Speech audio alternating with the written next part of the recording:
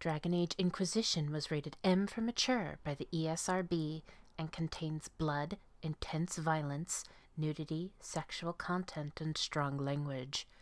Viewer discretion is advised. Hello everyone, my name is Amaronith and I play games for the internet, and today we're playing Dragon Age Inquisition. We just cleared out a good portion of the Forbidden Oasis, and we've got a lot of Codex entries. So I'm going to begin. Now, I should say my notes are not updated from a couple of Codex entry readings because I wanted to keep recording rather than stop, edit, make my notes. Yeah. So if I repeat or skip any, I apologize and I'll make note of it and it'll be in the next one. Anyway, starting with crafting materials.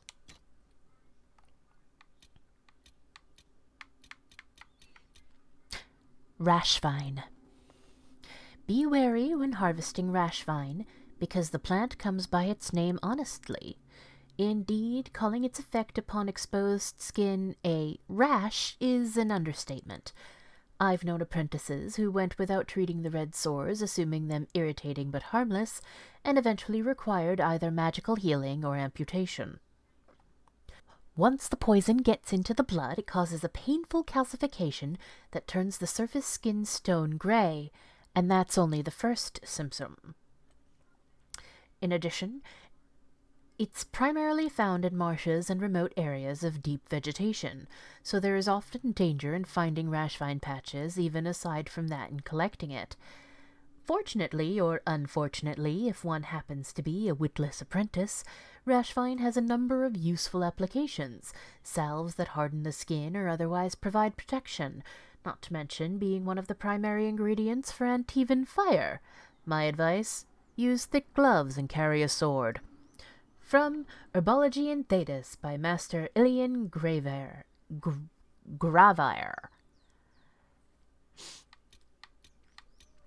Witherstalk. Elodia. I said you could take a few components for your personal use. I'm certain I didn't say you could empty our stores. Enchanter Ines looked like she was shitting hog nuts when she noticed. Do you know how long it took to collect that Witherstalk? I know what you're doing with it. No one needs that many warming drafts. I'm locking the chest. Find your own Witherstalk, or perhaps either you or Farron could try to stick to your own quarters. A note written by Apprentice Verilyn of the Ferelden Circle. Maker Vera, that's not what's going on. All the Witherstalk in the chest was dried anyway, and you know it's only efficacious as a preventative when the sap is fresh. I'm more interested in its effects on the mind when combined with certain other plants. Ines knows all about it, just ask her. She probably forgot that I'd already told her, old bat. And please, Farron and I are more than able to amuse ourselves without resorting to the tired old dip and stir. Maybe if you got out of the botanical section and looked at other books. Apprentice Elodia's reply. Creatures.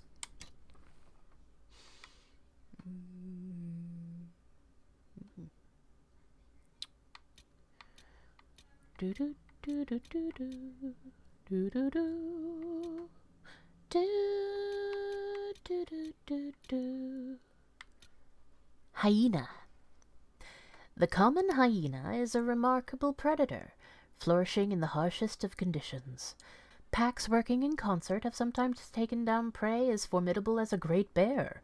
It's an incredible sight, but you should keep your distance, because one of those beauties took down my Bronto in under a minute. From The Wilds of Thedas, Volume 2, by Stefan Diorian. Oh, Brontos! That's what those things are. I kept forgetting the name of them.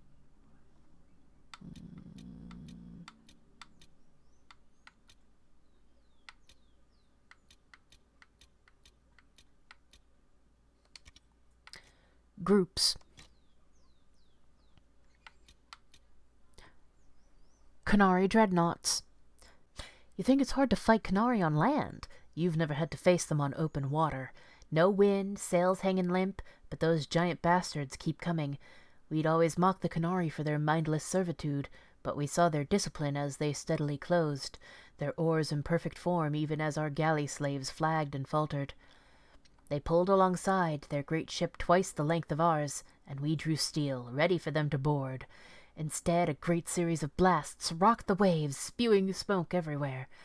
Iron balls the size of a man's head flew as though fired from a bow.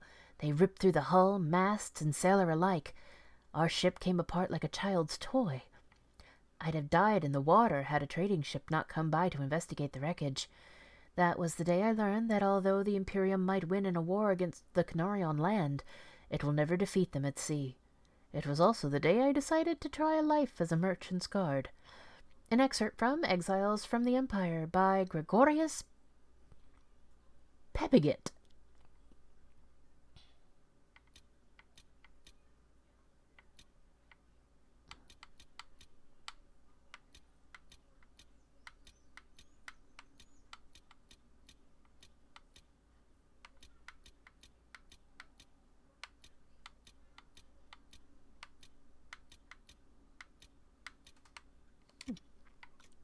History.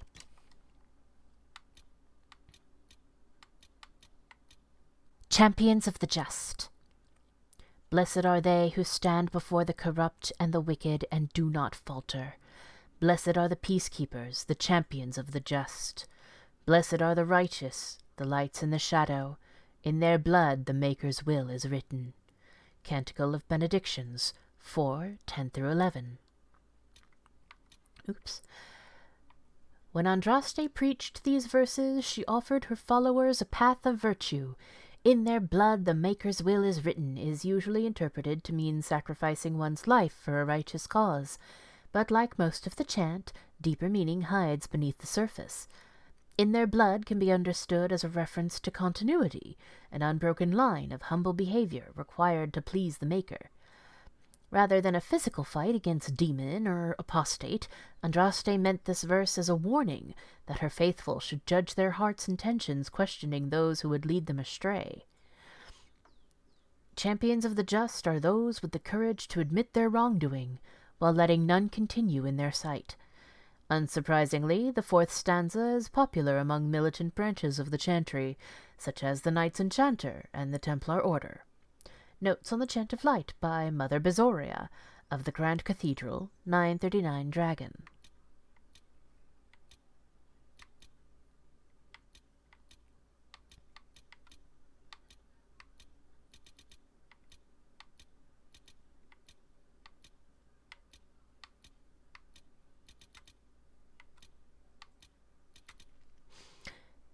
The Mason's Tales, The Fall. Now here's a happy study, The Fall, and a face that says, why did we try to go where there were no stairs? Because you go into an impossible building like that, you're coming out on fire, and then it will be flip or something. I still do not see the appeal of dreams. So your 7 magisters entered, and they came out blighted and not sure which way is up. I'll pass that off to the sculptor trying to represent madness. I mean, towers here, upended over there, you know what kind of force it would take to flip that much stone? It'd do more than burn your beard. Here's something interesting, though. You've got a hint of pigment and leaf causing some sheen, but there's meant to be more. All of these were painted and repainted at some point to match whatever lord's three-holer. But there's a type of finishing that you can do, a very fine and time-consuming pass that evens the surface. Do it right, and you can get stone as smooth as glass, and that tower and Beardy's skull are meant to have it, and only a little is present on the others. So the first time this carving was wheeled out, it would have looked like Beardy was the target, so maybe he was the first in the door? And the light, it burns him and spreads to the others, and the polish or leaf would have caught light like a mirror, and caused the viewer to squint. They'd have to look down or away, joining the magisters in their punishment. Makes them feel a part of it. That's what I figure, anyway. It would sure keep the children out of the feast hall.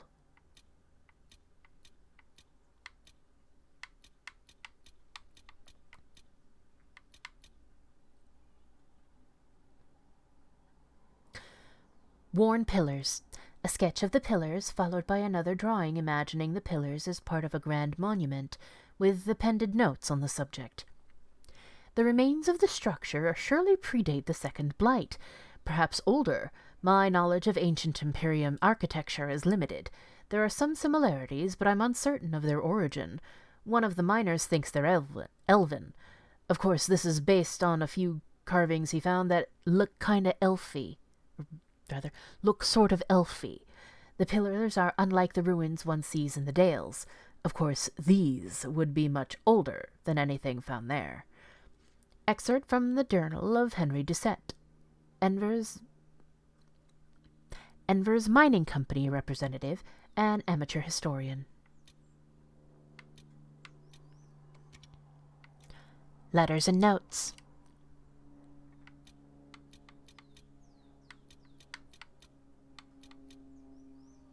A miner's journal. Excerpts from the journal of an unknown miner, dated 938 Dragon. 3 Draconis. Dido wants to know what it means, didn't we all? But he frets at it. Keep your head low, work like the rest, and shut it out. That's all he needs. 13 Draconis. He feels it. I know he does. We all see it. Still he pushes. I do not want to talk about it. I do not want to know what it means. Some evil magic best left alone. Is that not answer enough? He thinks it's more. It's in his head, and he won't let it go. Nug again for dinner. This day never ends. Oop. 4 Cloudreach. Dido was on the ledge behind the pool. What was he doing? What does he know? If he disturbs it... Nico won't talk to Dido at all. He trades shifts so that they will not work together. I should do the same. 24 Cloudreach. The boss says his boss in Valfermin will be sending someone to check on operations. Suppose it's just routine. Dido speaks strangely now. Too much time at the door. Nug again for dinner. Wonderful. 1 Bloomingtide. Maker forgive me, but Dido's absence is a weight lifted. Shame about the wife, though.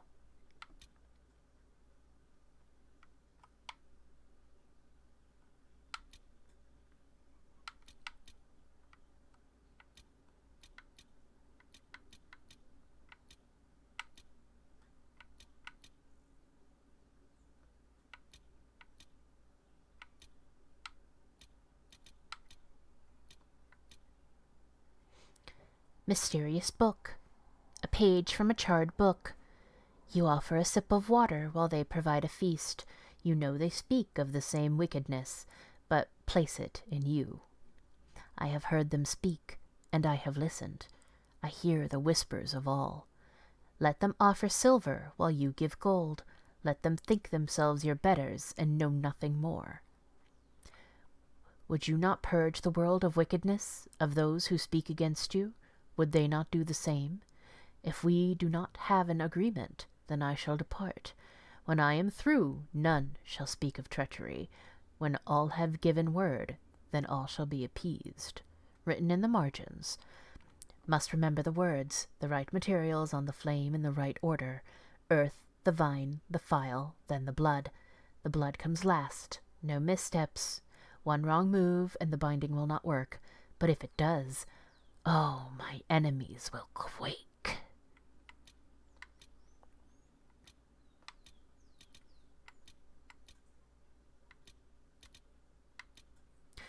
Spiral Mine. We are in agreement that the incident that took place last week in the Spiral Mine was an unfortunate accident. Condolences will be sent to Dido's wife, along with pay owed. Official statement posted by the mine overseer, name illegible. The marker. The sand stretched out for miles, broken occasionally by a stony outcrop. The monotony was wearing, and the longer we traveled, the more I feared we would never escape it. Suddenly, my guide pointed, and I caught sight of 2 distant pillars. As we rode toward them, a statue of a man became visible. Despite his stern countenance, and the fact that he held the head of some vanquished enemy, I have never seen so welcoming a face. The oasis itself lies within a canyon. From a distance one might see only more desert. The rocky hills surrounding it look the same as any other rocky hills. Were it not for the pillars and the man, the place would not appear remarkable at all. When I expressed these thoughts to my guide, she laughed and said she could find the spot even without them. I conceded the point, not wishing to insult her skill. Still, I am grateful to the bygone sculptor who placed his statue here. Excerpt from the Journal of Henry Doucet, Enver's Mining Company representative and amateur historian. The Weight of War. Sketches of the statue from various angles occupy several pages of the journal. I have seen this pose before. Often it represents the burdens carried by those who die by the sword. Usually the man or the head of his enemy bears some identifying mark, but I can find none here. Perhaps there is some message in their uniformity. No claims to personal glory, only stern acceptance of duty. Given the approach's association with the wardens, it is a fitting sentiment. Excerpt from the Journal of Henry Doucet, Enver's Mining Company representative and amateur historian. Tracing from temple doors. An inscription taken at the temple doors in the Forbidden Oasis, followed by a translation. The writing is shaky and uneven, as though the writer labored to complete the task. Emma solas him vardinan, talgaras solasan, Melana en athim last enast. Arrogance became our end. Come not to a prideful place. Now let humility grant favor.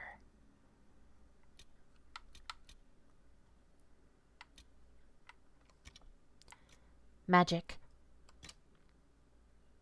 Confessions of a Lyrium Addict. A prison cell, a scrap of paper for my confession, scarce enough bread and water. All I get for skimming one lousy bottle from the Lyrium stores. Light Lieutenant Freyan cut my normal rations for insubordination. Insubordination, my arse.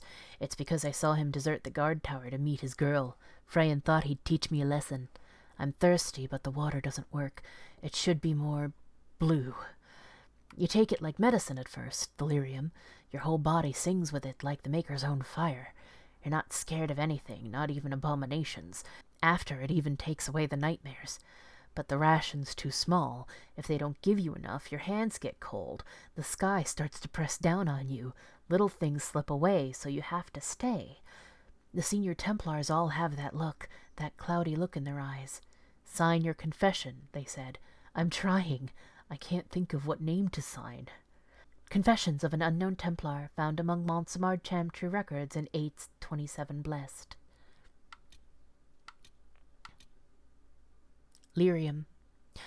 Lyrium is the king of metals. Beneath our feet it sings. When properly refined, it is a smooth, slightly iridescent silvery liquid. In the hands of the dwarven smith caste, it is mixed with steel to produce indestructible armor and blades that hold an edge for centuries. In the hands of the shaper it becomes a repository for living memories. Some scholars maintain this as evidence that Lyrium is itself alive. It finds its most lucrative application in the hands of the Formari, who use it in conjunction with baser metals like gold, silverite, viridium, or even iron to produce enchantments. Although mages, of course, consume it in a diluted form to bolster their abilities, this is not recommended. Overindulgence in Lyrium can have disastrous consequences, particularly in more concentrated amounts. It is not advisable, for instance, that any reader handle raw Lyrium, which in many cases can kill on contact.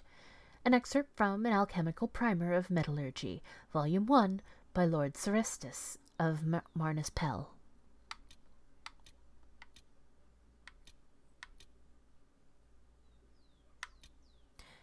Spirit of Wisdom. When the summoning ritual was complete, the spirit appeared. Both spirits and demons have no gender, as we understand it, but this one, much like the rare and dangerous Desire Demon, presented as female. Although its form was not threatening, the spirit carried itself with a confidence, an awareness, I suppose, that I have seen only in the most powerful of demons. The Spirit of Wisdom was polite and courteous. It answered our questions about the Fade, even acknowledging the difficulty when we could not understand what it meant. There was none of the bargaining one normally associates with a summoned creature, save that the spirit sometimes asks us questions as well. Harash shared a mathematical formula he had recently proven, while Etrin explained her study on magical themes in the Chant of Light, and young Rhys talked a little about his mother. When we were finished, the spirit thanked us for the conversation, and then vanished. Although none of us had dismissed it, we soon discovered that the summoning ritual we had devised was critically flawed. The spirit had been under no compulsion to come or remain. All the time it had talked with us, it had stayed of its own volition. Harris was greatly concerned that such a powerful spirit remained free, and has updated the ritual to correct for the weakness in the binding enchantment. I understand his caution, but I also confess that I quite enjoyed the conversation. I am not certain the spirit would have talked so freely had it been shackled at the time. An excerpt from Spirits of the Spire by Senior Enchanter Francois.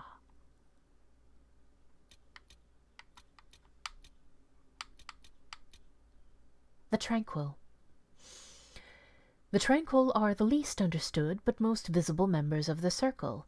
Every city of respectable size boasts a Circle of Magi shop, and every one of these shops is run by a Tranquil proprietor. The name is a misnomer, for they are not tranquil at all. Rather, they are like inanimate objects that speak. If a table wished to sell you an enchanted penknife, it could pass as one of these people. Their eyes are expressionless, their voices monotone. Incomparable craftsmen they might be, but they are hardly the sort of mages to put ordinary folk at ease. From In Pursuit of Knowledge, The Travels of a Chantry Scholar, by Brother Genitivi. The Veil. I detest this notion that the veil is some manner of invisible curtain that separates the world of the living from the world of the spirits. Whether it be called the Fade or the Beyond is a matter of racial politics I refuse to indulge in at the moment. There is no this side and that side when it comes to the veil. One cannot think of it as a physical thing, or a barrier, or even a shimmering wall of holy light. Thank you very much for that image, your perfection. Think of the veil instead as opening one's eyes. Before you opened them, you saw our world as you see it now, static, solid, unchanging. Now that they are open, you see our world as the spirits see it, chaotic, ever-changing, a realm where the imagined and the remembered have as much substance as that which is real. More, in fact. A spirit sees everything as defined by will and memory, and this is why they are so very lost when they cross the veil. In our world, imagination has no substance. Objects exist independently of how we remember them, or what emotions we associate with them. Mages alone possess the power to change the world with their minds, and perhaps this forms the nature of a demon's attraction to them. Who can say? Regardless, the act of passing through the veil is much more about changing one's perceptions than a physical transition. The veil is an idea. It isn't the act of transition itself, and it is only the fact that both living beings and spirits find the transition difficult that gives the veil any credence as a physical barrier at all. From a dissertation on the Fade as a physical manifestation by Maranow, Senior Enchanter of the Minrathous Circle of Magi, 655 steel.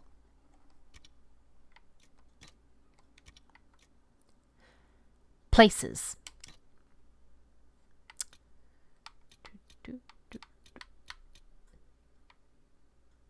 Definitely read that.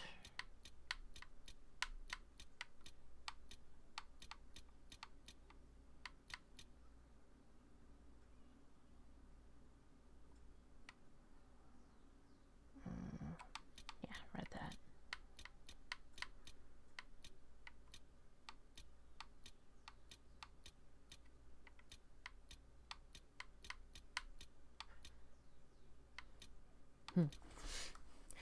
The Penitents Crossing. Pilgrims seeking to visit the Temple of Sacred Ashes are allowed to ride as far as the bridge known as Penitents Crossing. Then, whether they be sick or healthy, young or aged, the pilgrims are expected to walk by the temple sisters who supervise the bridge.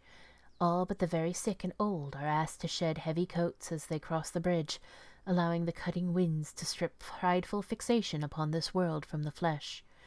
The bridge is also of significant military value, used especially for these purposes in the years since the Fifth Blight.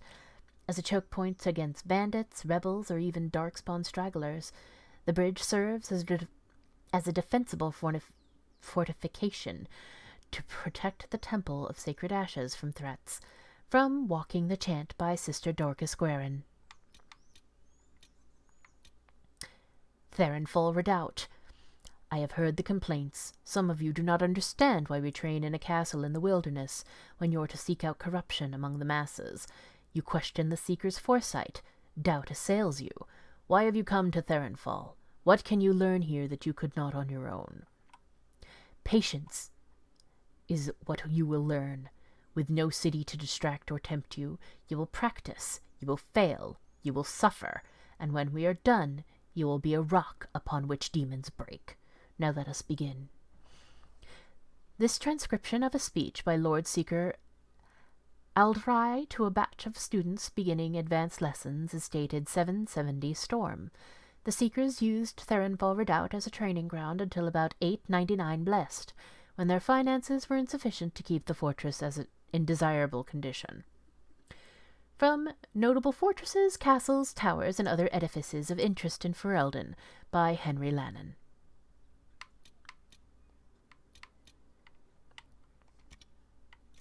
Tales.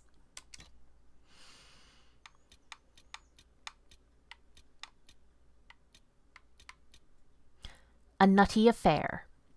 Several months after Clemens II died, rumors that she had been a man in disguise began circulating in Val Royeaux. The gossip was eventually traced back to one Sister Constance, who was present when the divine's body was cleaned and dressed for her funeral. Constance had a weakness for barley wine and spoke of Clemens II's sensitive manner to a local tavern keep after having imbibed large quantities of the beverage. Revered Mother Estelle put the rumors to rest by declaring that she had also aided the sisters in dressing the late divine's body for her cremation, and knew for a fact that Clemens II was a woman. She went on to say that Sister Constance was mistaken. What she saw in actuality, a squirrel that had clambered through the open window and come to rest between the divine's legs. From Secrets of the Most Holy by Sister Damson.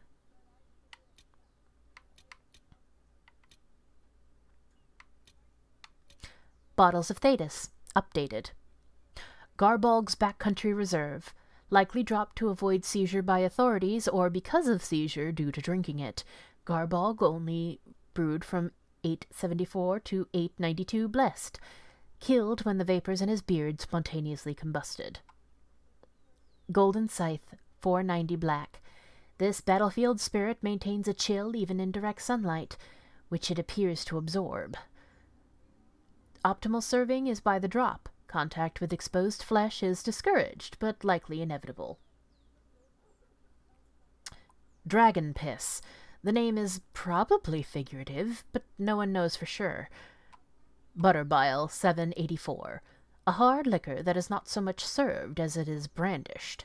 Coarse and indifferent, it is to your taste or it is not. The failing is yours, if you cannot raise or lower to the challenge of a distiller told not to. Vint 9, Rowan's Rose. Delicate to the nose, comfort to the tongue, and, strangely, a half-remembered whisper to the ears. It is described as, and inspires, a wistful spirit, a Vinter's opus. Carnal, 869 Blessed. An Orlesian liqueur for the daring, or those who wish to seem so. Said to enhance sensation, and at the bottom an erotically carved peach pit. The design is plain, but the bottler assures that the act of carving was scandalous.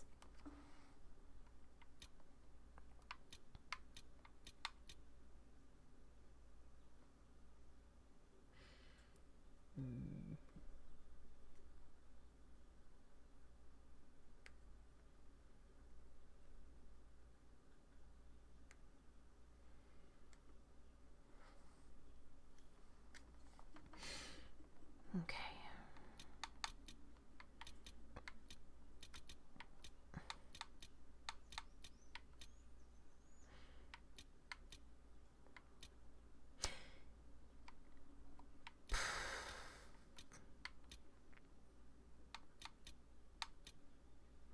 Her Perfumed Sanctuary. Divine Rosamond. Now here's an interesting story. Rosamond was the youngest divine ever crowned. She was born to the noble Montbelliard family and groomed for the rank of divine by her predecessor, Divine Hortensia II. Records of Rosamond describe her as a radiant beauty, and she captured the hearts and imaginations of the Orlesian public almost immediately. Not long after she was crowned divine, erotic art and literature featuring her began to make an appearance in noble Orlesian circles. The situations depicted in these works were entirely fictional. Divine Rosamond led a life that was beyond reproach, but it seemed that her purity only served to fan the flames of creativity in her followers. To them, reality was a meddlesome creature to be punted off the nearest cliff, and they showed no restraint in portraying the divine in midst of activities both forbidden and often physically impossible. Several pages of a pamphlet containing a story about Rosamond still exist in the private collection of a certain gentlewoman who will remain unnamed. One page describes in painful detail Rosamond's perfumed sanctuary. The rest are dedicated to portraying the Most Holy at her daily exaltations before she is joined in worship by her devoted Templars. From Secrets of the Most Holy by Sister Damson.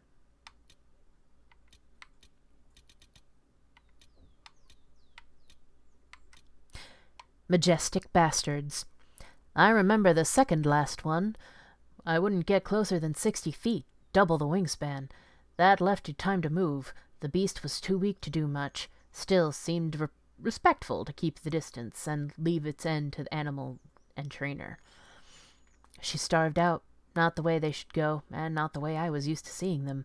Oh, they were majestic bastards, and they knew it. Ask any warden dumped ass over ears for not picking nets. See, trainer and beast had a kinship, and both knew what they wanted. For Griffin, that bond meant grooming. Couldn't fault them. They needed what they needed. I mean, what's fair trade for saddling a warden commander full plate, lightning storm, sheer dives straight through an archdemon's wing? Legendary, you can't argue. But back on the ground, they knew they were owed, and you couldn't shortcut down and douse them. They had all the majesty of a paddling rat if you waterlogged the feathers.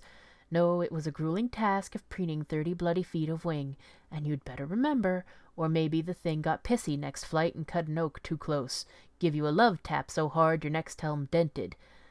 Still, everything in balance, every talent tipped. There was nothing that compared. You could reach down from the sky and cradle Thedas in your hand. Anyway, yes, I remember the second last one. After she dropped, the robes took some crosscuts, because they do things like that. And then we burned it. And then I got drunk. I do not remember the very last, and you can't make me. Comments of an unnamed Grey Warden, excerpted from Weishaupt records on the extinction of a treasured species, liberated for public consideration by Lyrium, a bard.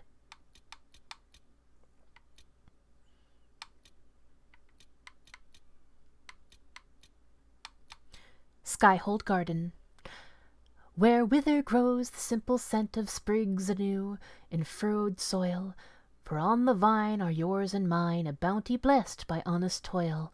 Though brave in war and ways we are, and wander thus in victory, it's on the vine where yours and mine are graced with health and history.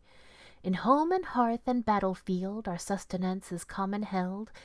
If on the vine are yours and mine, and always there we are compelled. Returning home is not retreat, when home is why we fight it all, and on the vine is yours and mine, entreating in our heart the call. So of the boons you cannot buy, there are but two we're certain of. Not on the vine of yours and mine is first the cost of truest love, and that denied a purchase price, we turn our gaze to what's in hand, and of the vine are yours and mine, total from our own land. From A Gardener's Grace, Songs of the Field, collected by Meriden Halewell.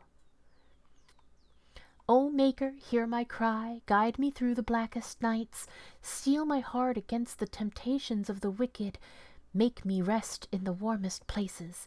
O Creator, see me kneel, for I walk only where you would bid me, stand only in places you have blessed, sing only the words you place in my throat. My Maker, know my heart, take from me a life of sorrow, lift me from a world of pain, judge me worthy of your endless pride. My Creator, judge me whole, find me well within your grace. Touch me with fire that I be cleansed. Tell me that I have sung to your approval. O Maker, hear my cry. Seat me by your side in death. Make me one within your glory, and let the world once more see your favor. For you are the fire at the heart of the world, and comfort is only yours to give. Canticle of Transfigurations 12, 1-6.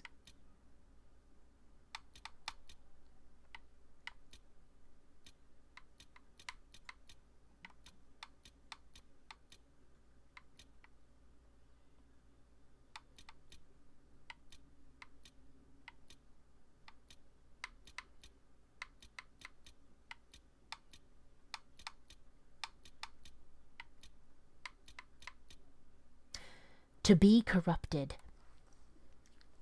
The corruption is taking hold now. What doesn't hurt is numb. Head's all foggy, but the scientist in me can't help but describe what this feels like. My body is breaking down. The fingernails were the first to go. I started to itch all over, and when I scratched, they peeled back. Clumps of hair fell away, then clumps of flesh. I hear a song in my head. It's deafening. The most beautiful thing I've ever heard. But I don't hear it with my ears. It's in my brain. A blissful sound. This must be the call for which the Darkspawn yearn. What causes them to dig so feverishly? I'd still rather die. Suppose that's something. Missive found in the deep roads, signed only Warden Pierce.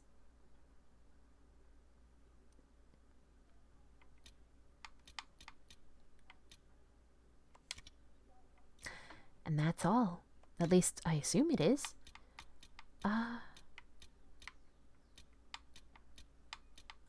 What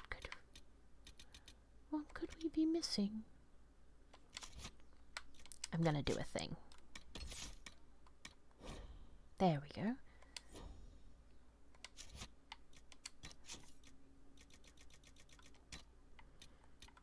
Seriously though, what tutorial are we missing? Oh well. But that's all. And I will see you next time. When I believe we're going to Crestwood. However, in the meantime, take care of yourselves. Be safe. And I'll see you in the next one. Until then, bye-bye.